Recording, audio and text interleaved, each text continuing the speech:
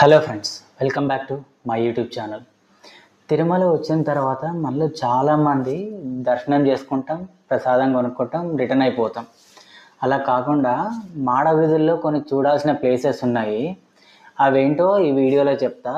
ఎక్కడ స్కిప్ చేయకుండా లాస్ట్ వరకు చూడండి.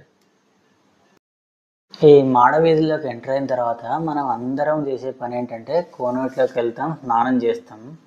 సో చాలామంది ఏం చేస్తారంటే ఈ కోనేరు పక్కన ఈ చెట్టు ఉంది కదా, ఈ చెట్టుని ఇగ్నోర్ చేస్తారు.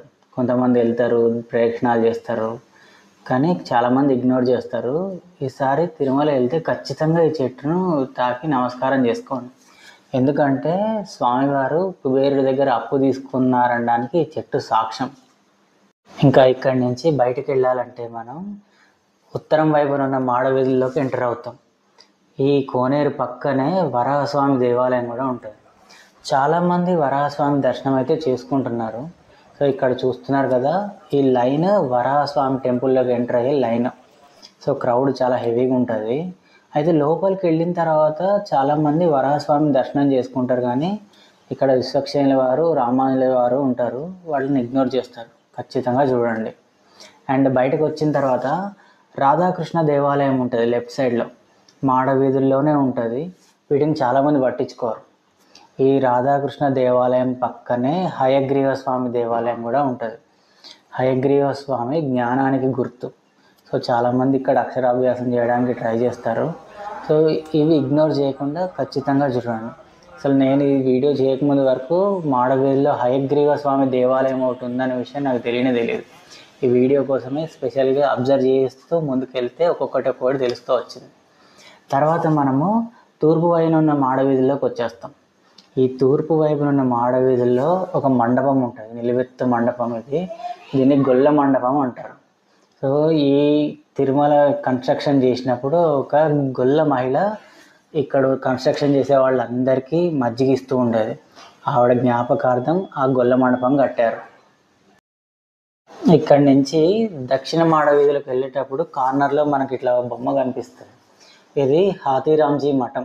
ఈ మెట్లు కనిపిస్తున్నాయి కదా, పైకి వెళ్తే హాతీరామ్జీ మఠం ఉంటుంది. స్వామివారు నిజ రూపంలో వచ్చి ఈయనతో పాచికలు ఆడేవారంటారు రోజు. సో మనకు దీని మీద ఒక సినిమా కూడా వచ్చింది, ఓం నమో వెంకటేశాయ అని. దాంట్లో నాగార్జున గారు యాక్ట్ చేశారు. సినిమా చాలా బాగుంటుంది చూడడానికి, వీలైతే చూడండి. ఆ తర్వాత దక్షిణ మాడ వీధిలో ముందుకు వెళ్తే మనకి తిరుమల నంబి వారి ఆలయం ఉంటుంది. ఇది ఒకప్పుడు ఆయన ఇల్లు అంట. తర్వాత ఇక్కడ టెంపుల్ కట్టారు ఆయన కోసం. ఈయన ఎవరంటే ఈ తిరుమల మొత్తానికి ఫస్ట్ పర్సన్, ఈ తిరుమలకు వచ్చిన ఫస్ట్ పర్సన్ ఈయనే. పాప వినాశనం నుంచి స్వామివారి కోసం రోజు నీళ్లు తెచ్చేవారంట. అట్లా ఆయన నీళ్లు తేవడం చూడలేక స్వామివారు ఒక బోయవాన్ రూపంలో వచ్చి ఆయన కోసమని ఆకాశగంగా తీర్థాన్ని ఏర్పాటు చేశారు. తిరుమలలో మనం ఇప్పుడు చూసే ఆకాశగంగా తీర్థం స్వామివారు స్వయంగా ఏర్పాటు చేసిందే. ఇంకా ఈ మాడ వీధుల్లో స్ట్రైట్గా వెళ్ళిపోతే అనంతాళ్వార్ గారి తోట ఉంటుంది. చాలా బాగా మెయింటైన్ చేస్తున్నారు ఇప్పటికీ. ఈయన స్టోరీ ఏంటంటే తిరుమలలో ఎవరూ లేనప్పుడు స్వామివారి కైంకర్యాల కోసం, అలంకరణ కోసం ఒక పూల తోట పండించి స్వామివారికి సమర్పించేవాళ్ళు.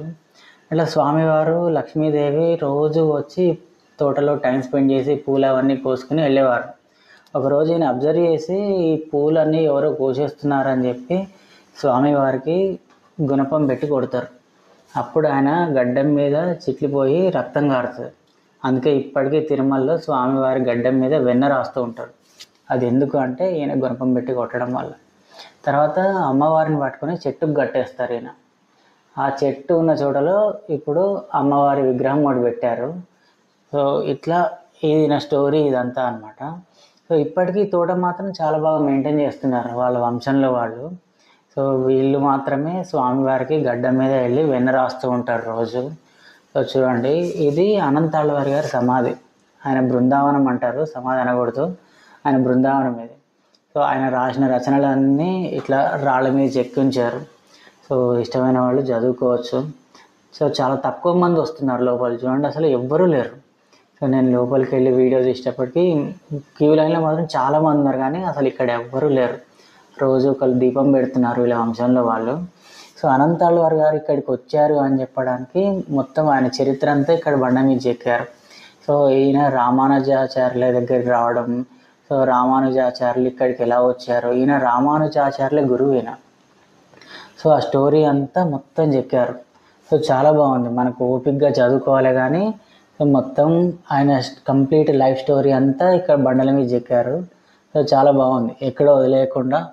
సో ఇన్ఫర్మేషన్ పాస్ అవుతుంది. అసలు నాకు ఇది నచ్చింది. అసలు ఇక్కడికి రాకముందు వరకు అనంతాళ్వార్ గారు ఎవరు అనేది తెలియదు. ఈయన గుణపం పెట్టి కొట్టారు కదా, మనకు గుడి లోపలికి వెళ్ళేటప్పుడు ద్వారం దగ్గర అనంతాళ్వార్ గారి గుణపం అని చెప్పి ఒక దగ్గర వేలాడదీసుంటారు. సో మీరు లోపలికి క్యూ లైన్లో వెళ్ళేటప్పుడు అది కనిపిస్తుంది. ఈసారి ఎప్పుడైనా వెళ్తే అబ్జర్వ్ చేయండి, అది ఎందుకు అక్కడ తగిలించారు అనేది ఇదంతా స్టోరీ. ఇక్కడ లోపల ఇంకో చిన్న కోనేరు ఉంది. సో ఈ నీళ్ళనే వీళ్ళు యూజ్ చేసుకుంటూ ఉంటారు అన్నమాట. సో ఇది ఆయన మండపం, ఆయన నివసించిన గది. సో ఇదైతే ప్రజెంట్ లాక్ చేసి ఉంది. సో మొత్తం నేనైతే ఈ తోటలో ఒక 10-15 మినిట్స్ తిరిగేసాను. చూడండి అసలు ఎక్కడ ఎవ్వరూ లేరు. సో లోపలికి రావడానికి అయితే అబ్జెక్షన్ ఏం లేదు, నో ఎంట్రీ ఫీ. సో ఇది అయిపోయి బయటకు వచ్చిన తర్వాత మనం పడమర మాడవీధిలోకి వెళ్ళిపోతాం. ఈ పడమర వైపునున్న మాడవీధి అంతా ఖాళీ, అసలు ఇక్కడ చూడడానికంటూ ఏమి ఉండదు. మామూలుగా ప్రదక్షిణ చేస్తున్నట్టు ముందుకు వెళ్ళిపోండి. ఇట్లా అయిన తర్వాత మనం మళ్ళీ ఉత్తరం వైపుకి వచ్చేస్తాం. ఇక్కడ నరసింహస్వామి గుడి ఒకటి ఉంటుంది. ఈ వీడియో తీయక ముందు వరకు మాడవీధుల్లో నరసింహస్వామి గుడి ఒకటి ఉందనే విషయం నాకు ఇప్పటివరకు తెలియదు. సో నాలాగే చాలామందికి, ఎందుకంటే మనం వాటి అన్నింటినీ పెద్దగా పట్టించుకోము. సో ఇక్కడ లైన్ కనిపిస్తుంది కదా, ఈ లైన్ ఇక్కడ చాలా తక్కువ మంది వెళ్తున్నారు. ఈ లైనే టెంపుల్లోకి తీసుకెళ్తుంది. ఇది నరసింహస్వామి గుడి, అహోబిల నరసింహస్వామి గుడి. సో చాలా బాగా మెయింటైన్ చేస్తున్నారు ఇది కూడా. కానీ ఉన్న విషయం మాత్రం చాలామంది తెలియట్లేదు. ఇక శ్రీ లక్ష్మీ నరసింహస్వామి టెంపుల్ అని రాసింది బోర్డు అయితే, ఇది లోపలికి వెళ్తేనే కనిపిస్తుంది, బయట నుంచి కనిపించదు. అహోబిల నరసింహస్వామి దేవాలయం ఇది కూడా ఖచ్చితంగా చూడండి. ఈ టెంపుల్లో దర్శనమై బయటికి వచ్చిన తర్వాత మళ్ళీ మాడవీధుల్లోకి వచ్చేస్తాం. ఈ మాడవీధులకు రైట్ సైడ్ చూస్తే ఒక శివలింగం ఒకటి పెట్టారు దర్శనం చేసుకోవడానికి. శివాయ విష్ణు రూపాయ అని చెప్పంటారు కదా, ఇద్దరు హరిహరులు ఇద్దరు తిరుమలలో ఉన్నారు ఇప్పుడు. సో మళ్ళీ వరాహస్వామి ముందుకు వచ్చేస్తాం. ఇక్కడితో మాడవీధుల చుట్టూ ప్రదక్షిణం అయిపోతుంది, కవర్ చేసే ప్లేసులు కూడా అన్నీ అయిపోతాయి.